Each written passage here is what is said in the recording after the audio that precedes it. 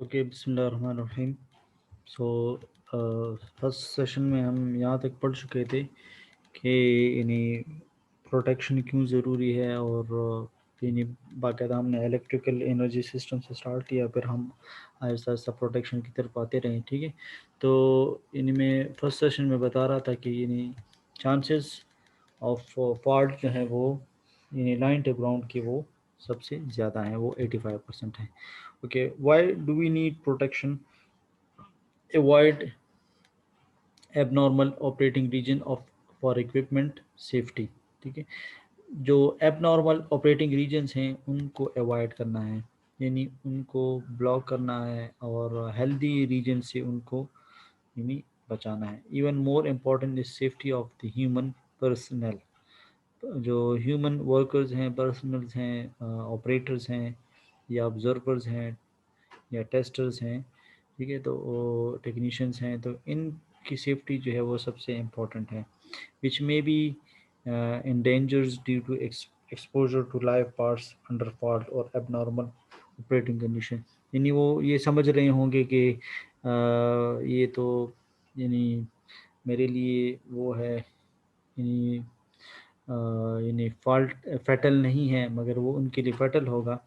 तो इनको प्रोटेक्ट करना है, इनकी प्रोटेक्शन जो है वो फर्स्ट प्रायोरिटी है। फिर उसके बाद सिस्टम की प्रोटेक्शन और इक्विपमेंट की अपरेटस की उसमें शामिल है। ठीक है, तो इंसान की यानी जान लेने के लिए, यानी उसके लिए जो फैटल वो है, हैजर्डस है, वो 50 मिली एम्पेयर का करंट भी, यानी the current of the order of 50 milli ampere, ये भी काफ़ी है किसी की फर्टिलिटी के लिए।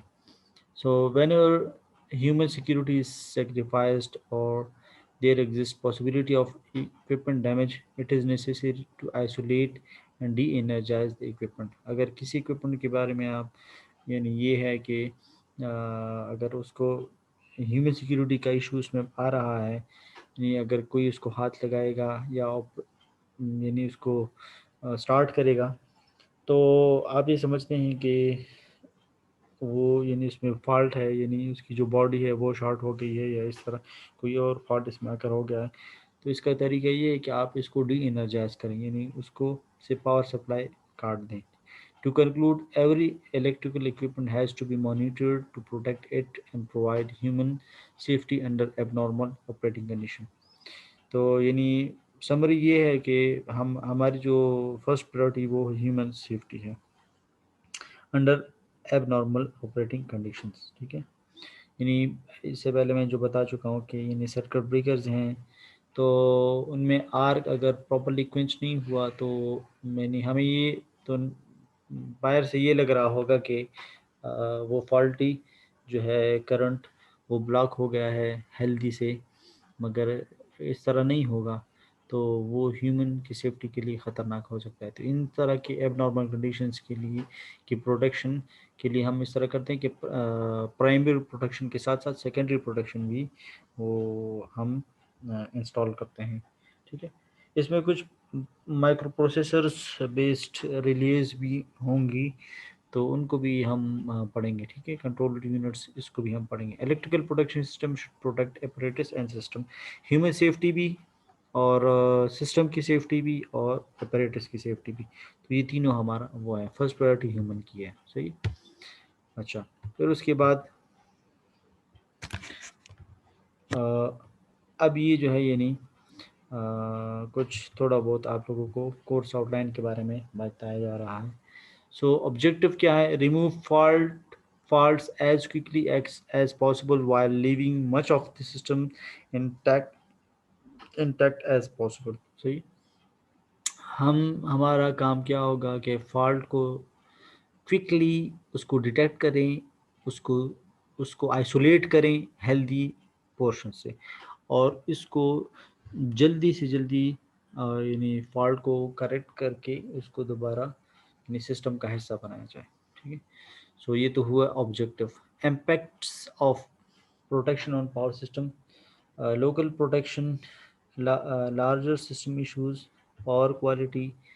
ठीक है, इस तरह पावर सिस्टम, ये पावर सिस्टम प्रोटेक्शन सही है। इसी तरह रिले और प्रोडक्टिव रिलीज ये हम पढ़ेंगे। कॉमन रिस्पॉन्सेज ये भी हम पढ़ेंगे।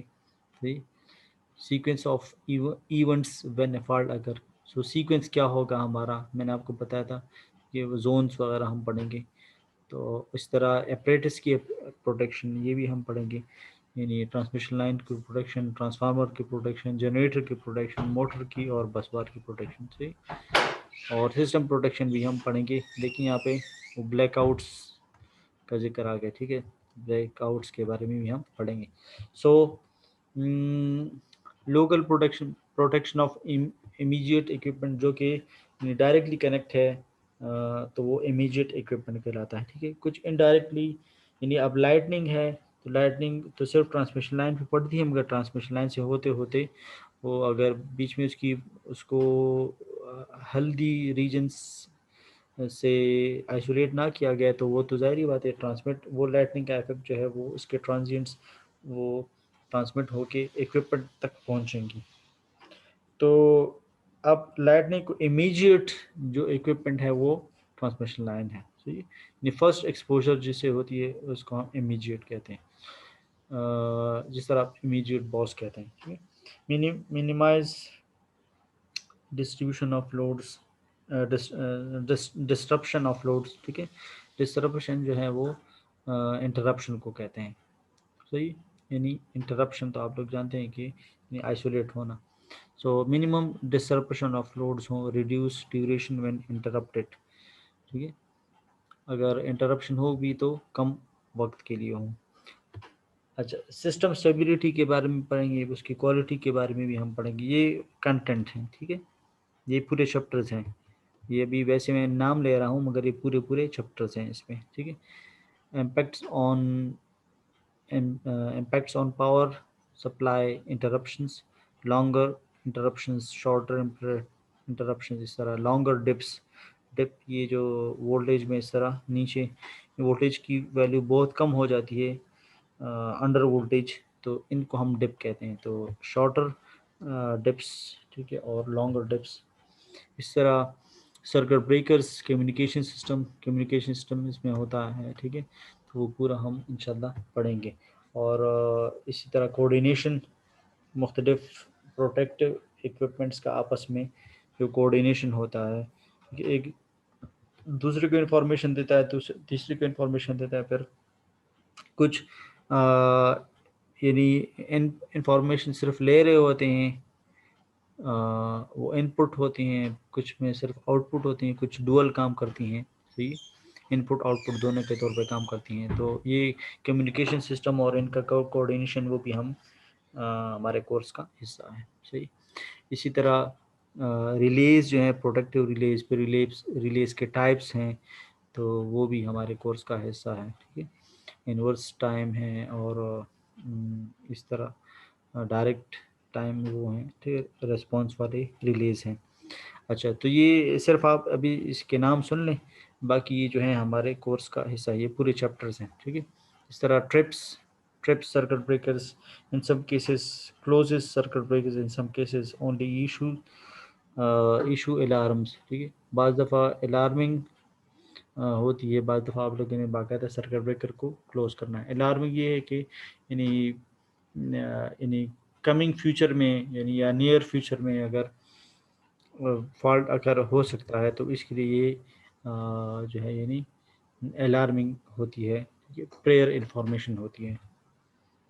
ओके, इसी तरह sequence of events when fault occur somewhere on the system, changing the system current and voltage. Current transformer and voltage transformers detect the change in current. Relays use sensors input to determine if a fault has occurred. If the fault occurs, relays send trip signal to open circuit breakers to isolate the fault. ये एक उसका sequence है, तो ये बाकायदा हम detail से पढ़ेंगे। अगर पहले इसमें डिटेक्शन होगी, फिर उसके बाद इंटरप्शन होगी, ये वो है इसका सीक्वेंस है, ठीक। सो डिटेक्शन जो है वो रिले में ये है कि वो डिटेक्ट तो कर सकता है मगर इंटरप्ट नहीं कर सकता, ये इन्हें आइसोलेट नहीं कर सकता। और सर्किट ब्रेकर डिटेक्ट नहीं कर सकता, उसमें डिटेक्शन का सेंसर नहीं है और वो इंटरप्शन कर सकता है। तो इसलिए सर्किट ब्रेकर के साथ डिटेक्शन पर्पस के लिए या सेंसिंग के लिए आपने सेंस तो करंट ट्रांसफार्मर करेगा, फिर उसको डिटेक्शन जो है रिले, करंट ट्रांसफार्मर से रिले में मैसेज जाएगा और रिले से सर्किट ब्रेकर में, तो सीक्वेंस उसका ये होगा। ठीक है, करंट के लिए करंट ट्रांसफार्मर और सीटी, ठीक है, पीटी, ये जो है यानी ये वोल्टेज की मॉनिटरिंग कर रहा है, ये करंट की मॉनिटरिंग कर रहा है। ठीक है, और ये जो है यानी किसको, रिले को सिग्नल देंगे कि भाई ये जो है करंट इतना आ रहा है, वोल्टेज इतना आ रहा है। अगर करंट अपने एक हेल्दी या नॉर्मल वैल्यू से एक्सीड कर जाती है, तो ये जल्दी जल्दी जो है सर्किट ब्रेकर को इन्फॉर्मेशन दे देता है कि भाई आप ओपन हो जाएं। सही, इस तरह वोल्टेज अगर किसी ख़ास होते, तो करंट जो है ये सर्किट ब्रेकर्स ही करंट को वो करती हैं। ठीक है, ओपन करती हैं, तो ये करंट के लिए है। सही, इसलिए इस पे एम्पेयर्स की, रिले पे भी एम्पेयर्स की वैल्यू लिखी होती है और सर्किट ब्रेकर्स पे भी एम्पेयर्स की वैल्यू होती है, और फ्यूज़ वो फिर अलग वो हैं। ठीक है, फ्यूज़ में फिर ये कमाल है कि वो डिटेक्शन और इंटरप्शन दोनों खुद करती हैं। इसमें इंटरप्शन सर्किट डिटेक्शन रिले करता है, ठीक है, और इंटरप्शन जो है वो सर्किट ब्रेकर करता है। मगर फ्यूज़ में ये कमाल है कि वो डिटेक्शन और इंटरप्शन दोनों खुद करती हैं। सही, मगर फिर इसके अपने फ़ायदे नुकसान हैं। इसका ऑपरेटिंग टाइम जो है वो फिर ज़्यादा है, इसका ऑपरेटिंग टाइम कम है, और मुख्तलिफ इसमें वो हैं।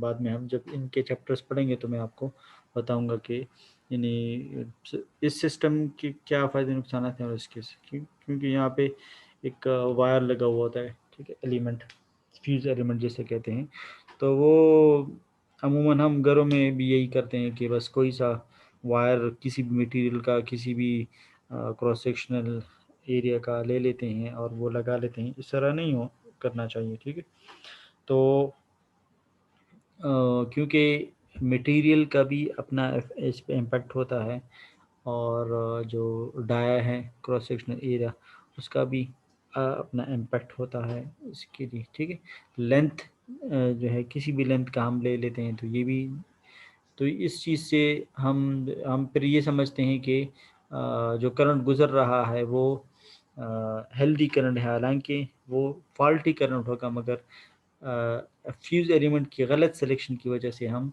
ये चीज़ कर लेते हैं जी। फिर खैर अभी चूँकि ये आज पहली क्लास है, इंट्रोडक्टरी वो है, तो इसलिए मैं वो यानी ऊपर ऊपर से आप लोगों को अभी बता रहा हूँ, और ये शायद आप लोगों ने पढ़े भी होंगे, जिन्होंने बैचलर में पावर पढ़ा है, तो पावर सिस्टम प्रोटेक्शन में चीज़ें उन्होंने कवर की भी होंगी। ठीक है, हम ज़्यादा डिटेल से इसमें पढ़ेंगे। अच्छा, तो अपरेटस की प्रोटेक्शन, ये अलग अलग चैप्टर्स हैं।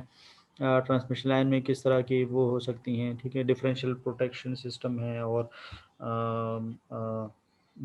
एक जो है वो मर्ज प्रोटेक्शन सिस्टम है, तो मुख्तलिफ वो हैं। सही, तो हम ये पढ़ेंगे ट्रांसफार्मर प्रोटेक्शन सिस्टम, जनरेटर के लिए कौन कौन से फॉल्ट अगर हो सकते हैं, मोटर और बस बार्स। ठीक है, फिर इसकी रिमिडिटी भी हम पढ़ेंगे कि किस तरह ये इसकी रिमिडिटी हो सकती है।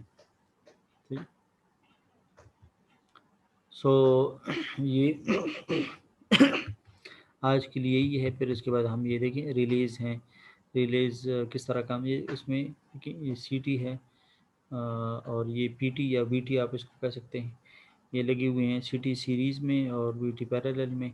ये रिले ठीक को सिग्नल देंगे, रिले जो है फिर ये देखिए ट्रिप सिग्नल देगा सर्किट ब्रेकर को, वो ये ट्रिप हो जाओ, ओपन हो जाओ, इस ये जो करंट यहाँ से फ्लो कर रहा है इसको ब्लॉक कर दो, आगे जाने ना पाए। ठीक, अब अगर फॉल्ट यहाँ पे आकर हुआ है तो फिर उसके लिए पावर सिस्टम एनालिसिस में शायद आप लोगों ने पढ़े होंगे, यहाँ पे अगर हो जाए तो फिर ये वाला इम्पेडेंस अलग किया जाता है, ये वाला, क्योंकि ये नोड पॉइंट पर कंसिडर होता है। वैसे तो ये नोड पॉइंट नहीं है, नोड पॉइंट तो ये है, मगर पर जब फॉल्ट अगर हो जाता है तो वो फिर नोड पॉइंट बन जाता है, क्योंकि करंट यहाँ से भी आ सकता है, यहाँ से भी आ सकता है। ठीक है, क्योंकि ये अब ये ग्राउंड हो गया है।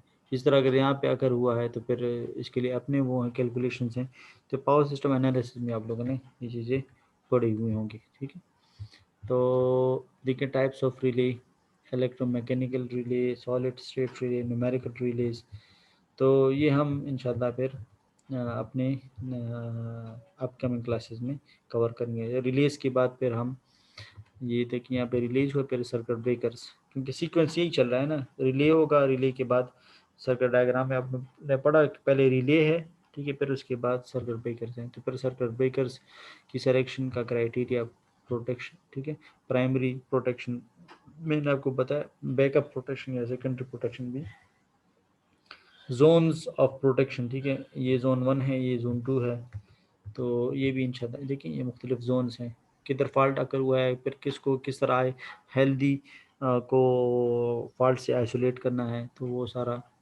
हम पढ़ेंगे, ठीक है। फिर over current protection, differential protection, distance protection, ये मुख्तलिफ स्कीम्स हैं प्रोटेक्शन की।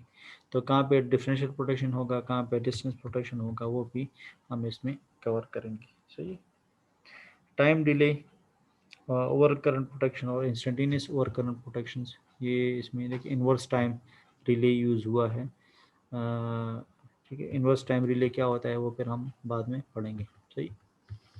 ओके, सो मैं अभी ले लेता हूँ अटेंडेंस, अगर आप लोगों का कोई क्वेश्चन है तो आप लोग पूछ सकते हैं।